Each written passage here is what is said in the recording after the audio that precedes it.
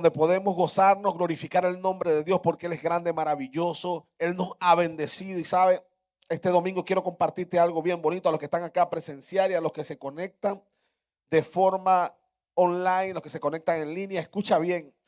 Hay un milagro en el cielo que tiene tu nombre, hay un milagro que viene de camino. Tu milagro tiene fecha, tiene horario, tiene momento, tiene un lugar.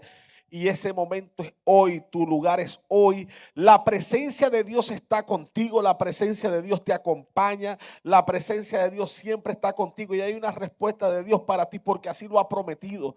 Y en la Biblia existen tantas historias de personas que esperaban una palabra, de personas que esperaban una promesa. Pero hay una en especial que yo quiero compartirte. Hoy está en el primer libro de Samuel, capítulo 1, del versículo 6 en adelante. Puedes leer la historia. Yo la voy a parafrasear para poder desarrollarla, que usted pueda entender la historia, donde 4 personajes protagonizan la historia. Un esposo llamado Elcana, una esposa llamada Ana, otra esposa llamada Penina y un sacerdote llamado Elí. Esta historia tiene mucha tela que cortar, tiene muchas cosas interesantes que tenemos que entender, pero la parte más interesante es que por mucho tiempo ella lloró un milagro y vino respuesta de Dios por seguir esos pasos. Yo te voy a hablar de los pasos que ella siguió, lo que ella desarrolló para poder escuchar la voz de Dios, para poder recibir ese bonito milagro. Y cuenta la historia que era un hombre llamado Elcana y tenía 2 esposas. En ese tiempo era permitido en la Biblia. Dios daba como el permiso que si un hombre tenía la posibilidad económica de mantener 1, 2, 3 mujeres y las podía mantener a todas, él las podría tener. Daba a Dios esa oportunidad en ese momento de la historia porque la tierra no tenía habitantes y Dios buscó la forma de que se multiplicaran y se desarrollaran. A tal punto que hubo un rey llamado Salomón que tuvo 1000 mujeres. Pero ya en este tiempo, en un nuevo pacto que entró, ya Dios dice claramente en la Biblia que el hombre será esposo de una sola mujer y ya a las personas que quieren tener varias esposas ya los llama adúlteros. Pero bueno, eso es algo como que te quería decir de puntos teológicos y cuestiones culturales que a veces las personas no entienden y cuando leen la Biblia no lo entienden, no lo asimilan. Pero, como decía en esta historia de un hombre que era de Dios. Dice la Biblia que todos los años el hombre preparaba un sacrificio y se iba al templo, se iba al lugar donde se reunían y llevaba ahí un sacrificio. Entonces, como todos los años, era un año más para presentar el sacrificio, pero él tenía 2 esposas, a una la amaba mucho, se llamaba Ana, no tenía hijos, y tenía una que era Penina. Dice la Biblia que eran rivales estas 2 mujeres y que Penina le hablaba, le criticaba, le señalaba a Ana por no tener hijo. Era importante para ellos en ese tiempo, para una mujer poder tener hijos, poder criar una familia, poder desarrollar una casa, poder tener su multiplicación. Y esta mujer no tenía hijos. Y dice la Biblia que esta mujer le hablaba, que esta mujer la retaba, la señalaba y la afligía. Yo quiero decirte algo, no sé cómo es tu vida, no sé en qué te estás desarrollando, no sé si tienes un negocio, no sé qué tienes, pero va a haber gente que se va a levantar en contra tuya, va a haber gente que va a querer irritarte, va a haber personas que van a querer atacarte, va a haber personas que van a querer señalarte, van a haber personas que van a querer cambiar el ánimo de tu vida, van a haber personas que van a cuestionar todo lo que tú haces. Siempre estarán allí las personas que quieren señalarte, pero yo quiero decirte, yo quiero hablarte hoy. No importa lo que te señalen, no importa lo que te critiquen, no importa lo que te juzguen. Dios siempre te dará la victoria. Dios siempre tiene una salida. En Dios no existe que Él tenga un plan B. Dios tiene un solo plan, el plan A, y siempre se cumple y su tiempo es perfecto. Dice la Biblia que llegó el momento de que Elcana y sus esposas fueran delante del sacerdote, llevaran el sacrificio. Y cuando llegaron ahí delante del sacerdote, hay muchos detalles que tienes que observar y que tienes que verlo a nivel del contexto teológico. Pero dice la Biblia que cuando llevaban el sacrificio, en este caso un becerro, lo ponían delante del sacerdote. Ese becerro o ese sacrificio tenía que ser desprezado. Para sacrificarle a Jehová y ser quemado, solamente era la sangre y la grasa. Para el sacerdote era el pecho y los hombros del animal. Y todo lo que quedaba del becerro se lo comía el pueblo, se lo comía la familia, todos los que compartían el día del sacrificio se comían lo que quedaba después de hacer este sacrificio a Jehová. Y dice la Biblia claramente que Ana no comía. Escúchame bien, esto tiene su detalle. Dice que Ana no comió. Para realizar este proceso se tenía que cumplir todos los pasos que Dios había dicho. Se llegaba, se tenía que sacrificar, se tenía que entregar lo que era del sacerdote, lo que era de Dios y lo que se comían ellos. Y si una persona no hacía una de estas prácticas, el cual comer era una de las prácticas para el sacrificio, era como que no realizaba todo lo que tenía que hacer en ese lugar, no obedecía al mandato de Dios. Yo quiero decirte algo, y hay muchas personas que quieren estar en la iglesia, critican cosas de la iglesia, no les gusta una cosa, entonces dicen, no, yo sigo a Dios de mi manera. No existe eso. Claramente la Biblia lo explica, que no existe que tú sigas a Dios a su manera. Dios estableció su palabra, en su palabra están todos sus mandamientos y tú tienes que servirle a Dios tal cual como Él te dijo. Pero muchas personas dicen esto, hay personas que hay cosas de la iglesia que no les gustan, se sienten atacados con un tema, si se sienten atacados, uno de los temas que mucha gente se siente atacado es con el diezmo. Entonces dice, no, yo no voy a diezmar porque yo sé que Dios me entiende y conoce mi corazón, yo prefiero dar solo a los pobres, pero no es así.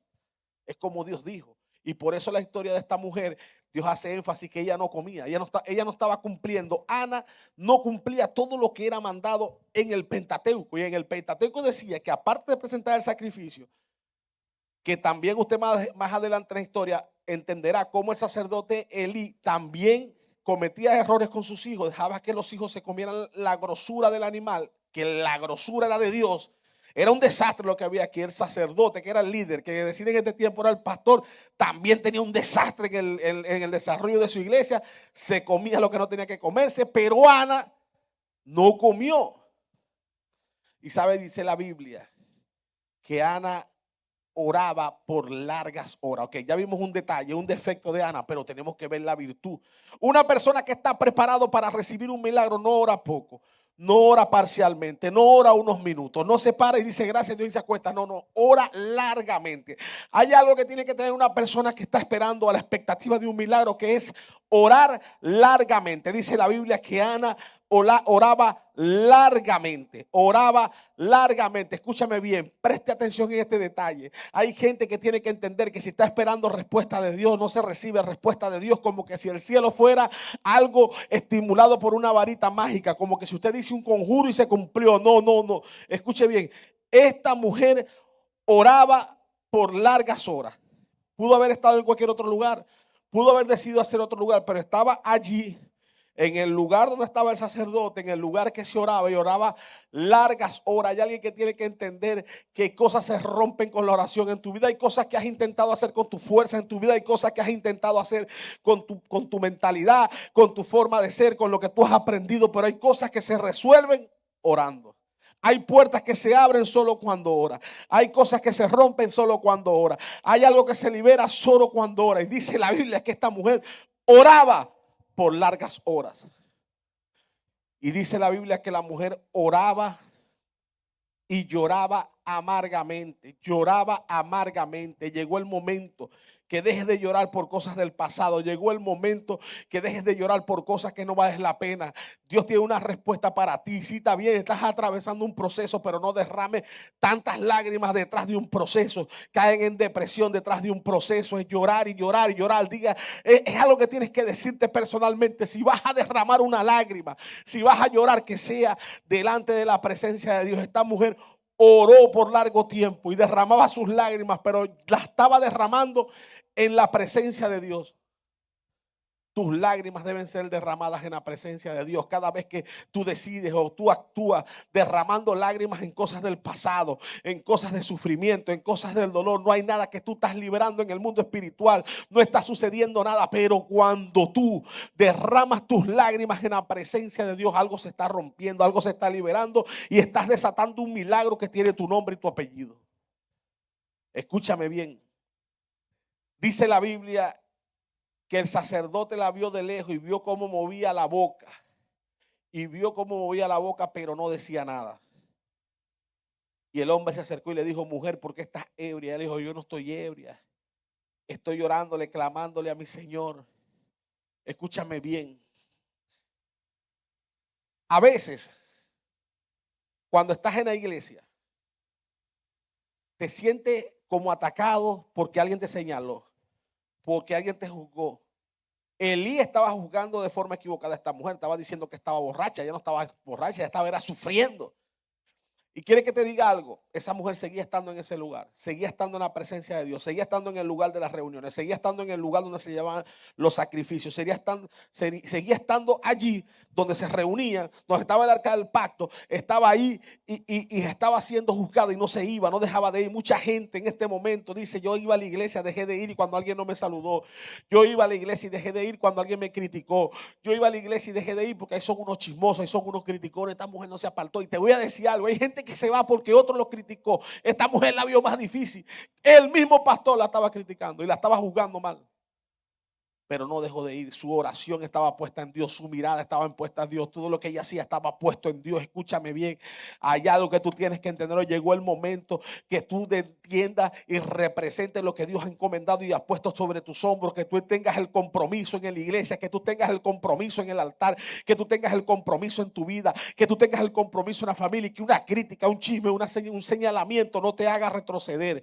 y no te puede hacer retroceder, porque lo que Dios está poniendo en ti es algo muy grande. El milagro que venía para esta mujer no era cualquier milagro, era un milagro bien grande. Y dice la Biblia que la mujer le dice por qué lloraba. Y sabe lo que le dijo el sacerdote: seca tus lágrimas, deja de llorar, vete a comer, que ya Dios escuchó tu oración y tu milagro viene de camino.